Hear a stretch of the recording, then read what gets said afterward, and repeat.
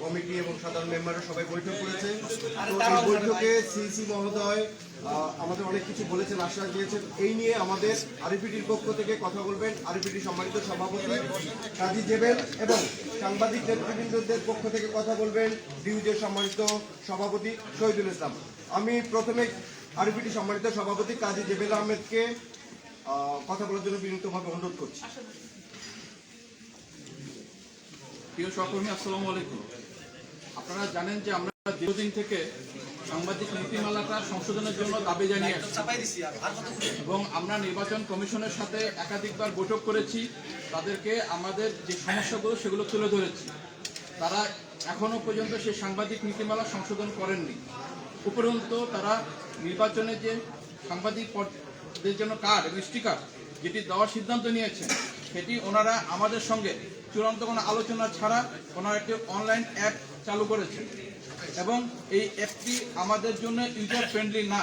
সেই কারণে আমরা নির্বাচন কমিশনকে যে সমস্যাগুলো হচ্ছে এবং আমাদের সামনে যে সমস্যাগুলো হবে সবগুলো বিষয়ে আমরা তাদেরকে জানিয়েছি। আমরা তাদেরকে বলেছি যে আমাদের সাংবাদিক সংগঠনগুলো একটি সিদ্ধান্ত নিয়েছে আগামী রোববারের ভিতরে যদি এই সমস্যাগুলোর সমাধান না করা হয় তাহলে আমরা এই নির্বাচনের সংবাদ সংগ্রহ করব কিনা, কাভার করব কিনা, সম্প্রচার করব কিনা, সেই বিষয়ে আমাদের যারা সাংবাদিক নেতৃবৃন্দ রয়েছে তারা বৈঠক করে সিদ্ধান্ত নেবেন এবং বাকি বিষয়গুলো আমাদের ডিউজের সম্মানিত সভাপতি শহীদুল ভাই বলবেন। ধন্যবাদ সবাইকে।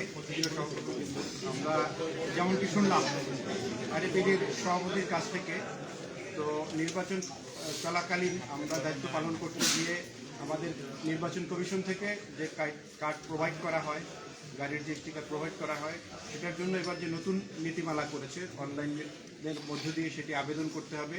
তো আমরা তাদের কাছে তুলে ধরেছি যে এটি আসলে ইউজার ফ্রেন্ডলি নয়, যার কারণে এটি দিয়ে সমস্যা হবে। এই শর্ট টাইমের মধ্যে আমরা এটি রেজিস্ট্রেশন করে আমাদের সহকর্মীদেরকে কার্ড প্রোভাইড করা সহজ হবে না, যার কারণে পূর্বের যে নিয়ম ছিল সেই নিয়মে কার্ড প্রোভাইড করবার জন্য আমাদের পক্ষ থেকে দাবি করা হয়েছে এবং আগামী রোববারের মধ্যে সেই সমস্যাটি সমাধান করবার জন্য আমরা তাদের কাছে আবেদন জানিয়েছি এবং তারা আমাদেরকে আশ্বস্ত করেছেন যে আগামী রোববারের মধ্যেই এই সমস্যাটি সমাধান হবে এবং তার আগেও হবে।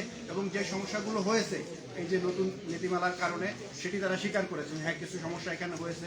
সুতরাং আমরা দাবি করেছি যে যদি এই নীতিমালা আপনাদের বাস্তবায়ন করতে হয় তাহলে এটির জন্য আরও কিছু সময় দরকার ছিল, সেই সময়টি আমাদের হাতে যেহেতু নেই, সেহেতু আমাদের সহজ পদ্ধতিতে আগে যেভাবে কার্ড প্রোভাইড করা হতো সেভাবে নির্বাচনী দায়িত্ব পালন করবার জন্য কার্ড এবং গাড়ির স্টিকার এটি প্রোভাইড করবেন। তারা আমাদেরকে আশ্বস্ত করেছে। আমরা রোববার পর্যন্ত দেখব, এরপরে যদি তারা এটি সমাধান না করেন তাহলে আমরা আগামী রোববার আরেকটি মিটিং করে আপনাদের কাছে আমরা অবহিত করব যে সর্বশেষ কী অবস্থা।